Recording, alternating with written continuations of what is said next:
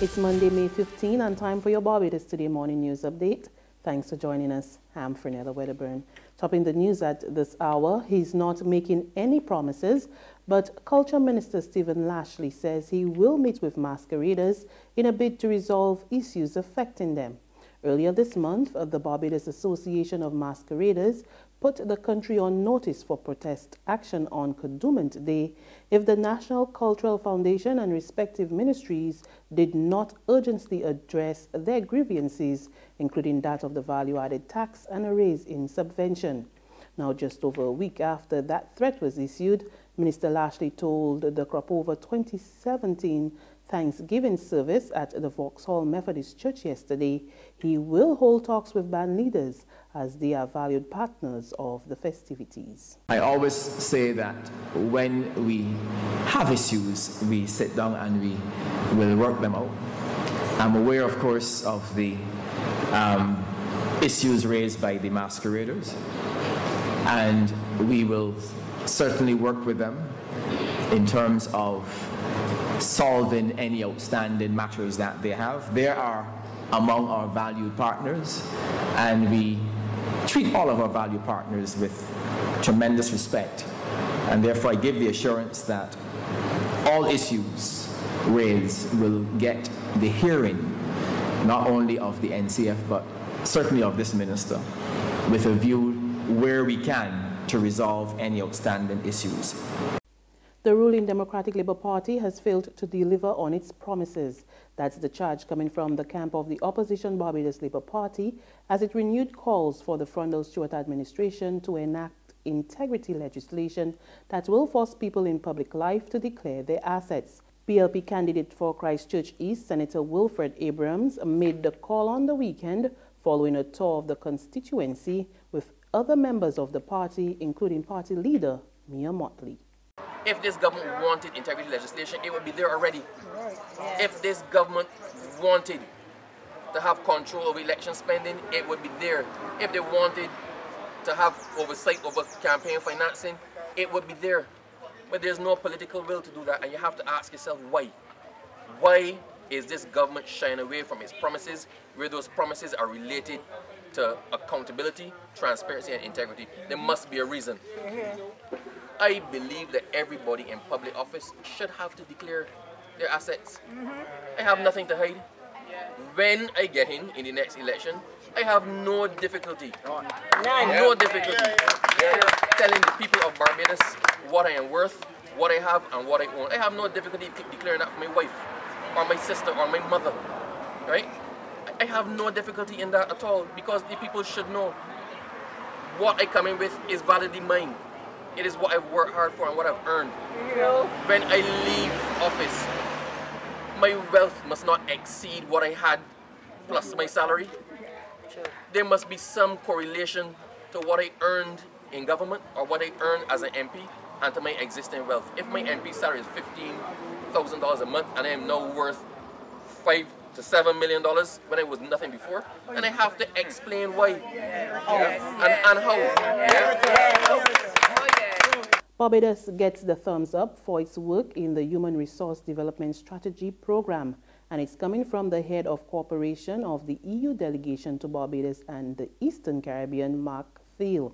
During an awards ceremony over the weekend, it was revealed that Barbados had received $109.2 million, that's 50 million euros, in aid from the European Union, mostly for human resource development.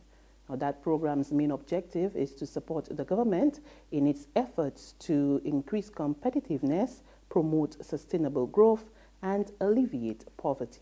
On this occasion, I must really commend the government, as in my very long experience with budget support in many different countries, I very seldom came across a program where the government scored 100%. In other news this day, 13-year-old Terry-Ann Kayla Nero is still missing, and lawmen are requesting the public's help in finding her. The teenager of Gollop Road, Britton's Hill, St. Michael, went missing on Saturday. A family member last saw her outside of her home wearing a black dress and black slippers. Nero is 4 feet tall, slim build, dark complexion, and has a long face. She has a natural hair with extensions.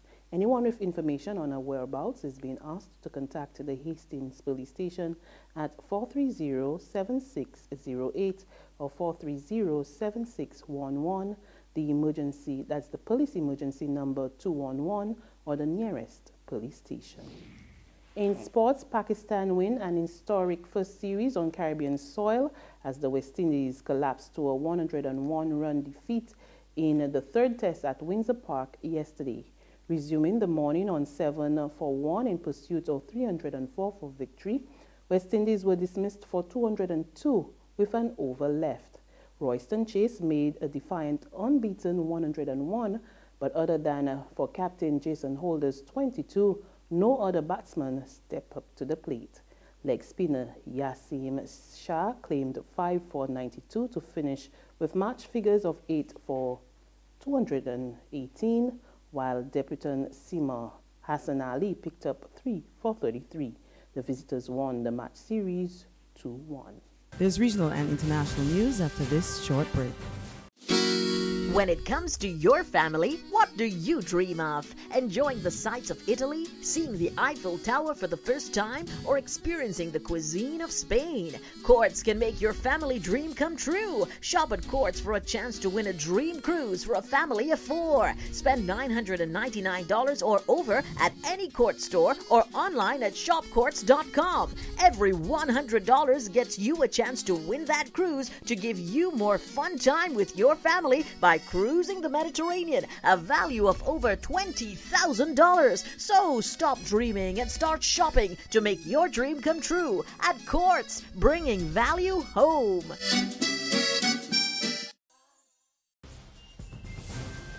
We continue with news from our regional neighbors in Caracas, where protest action against President Nicolas Maduro continued over the weekend, with thousands of Venezuelans in cars and motorbikes filled roads across the country. The protests resulted in riot police on motorbikes firing tear gas against opposition demonstrators in a bid to block their motorcade into the capital, where a bus was also set on fire. Nearly 40 people have been killed since the unrest began 6 weeks ago.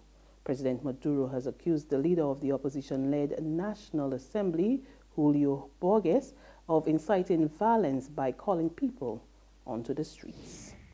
And finally, on the international scene, fears of further ransomware attacks heighten as people around the world return to work today.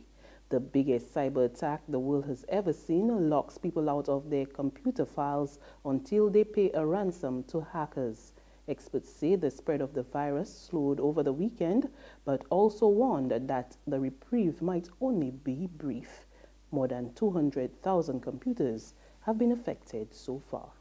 A majority of the companies who are running out-of-date, unpatched systems, you know, reading the newspapers here, their information security departments should be doing their work right now to fix that. So hopefully most of the problem will have been mitigated. But you know, we had a temporary slowing down of the infection rate over Friday and Saturday because of the work of this cyber security researcher. The cyber criminals have already responded to that and issued a variant of the threat that gets beyond that. So numbers are rising again. We'll get to the point where we've identified this, and we're working with our global law enforcement partners. We will, and our private security partners, we will get a decryption tool eventually. But for the moment, it's still a live threat, and we're still in disaster recovery mode. Very briefly, do you know if these hackers have the ability to view or collect any of the data that they are holding ransom?